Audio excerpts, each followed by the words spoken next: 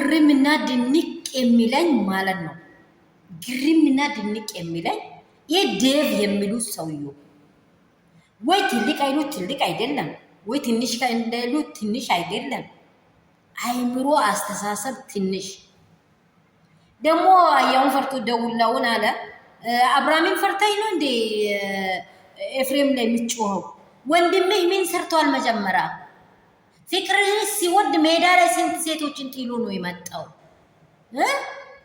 አንተ ምን አይነት ሰው ነህ? ምን አይነት አንተ ሩታ የሆነ ነገር ላይ ነው የምትቃጠለው። ሄርሜላ ስትሆን ትለጠፋለህ፣ እንደ ቅቤ ቅጠል ትለጠፋለህ። ምን እንደምታስልሲ አይታወቅም። የሆነ ነገር ሊሰጥ ይመጣል። ከዛ ያልክ አንተና እህቴ ታወራለህ። ሩታ ነገር እናንተን ያማቸዋል። ስለተቃጠለች ነው። እንዴት እንኳንም አቃጠለችው። ይሄ በሬ እያንዳንዱ ስፍራ ላይ የሚተኘውን ወንድሜን የሚያስፈልግ ከሆነ እኮ እግዚአብሔር ቃል እኮ ለእናንተ ከኔ ጋር ትክክል የማይሄደውን ነገር ካለ ከአካላችሁ ጎዶሎ ሆናችሁ መንገዳችሁን አጽዱ ይላል መጽሐፍ ቅዱስ። ጭንቅላት የሚሰራ ከሆነ ከአካል ጎዶሎ ሆነ ወንድሜ ጎዶሎ ሆኖ ተቀምጦ እንኳን ጽድቅ ቢሰራ ዋጋ አለው። ምን አለው? ይህ ዝሙት እያስፋፋ በየስፍራ ሁሉ እያንዳንዷ ሴት ላይ እየዘለላ እንዴ! ፍቅር እኮ ስለዘለለባት ነው ያደረገችው። እሰይ እንኳን ደጋረገች አለ። ይሄ ማን ነው የሚባለው ልጅ?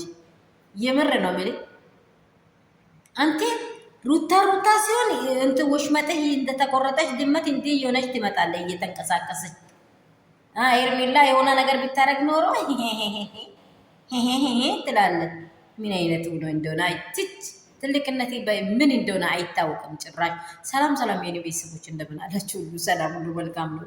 እኔ ዴቭ በኤፍሬም ላይ ስላወራ ነው እያናደደኝ። ሰላማችሁ ብዝት ተረፉ ልኝ። እግዚአብሔር ይጠብቃችሁ፣ ሰላማችሁ ይብዛልኝ።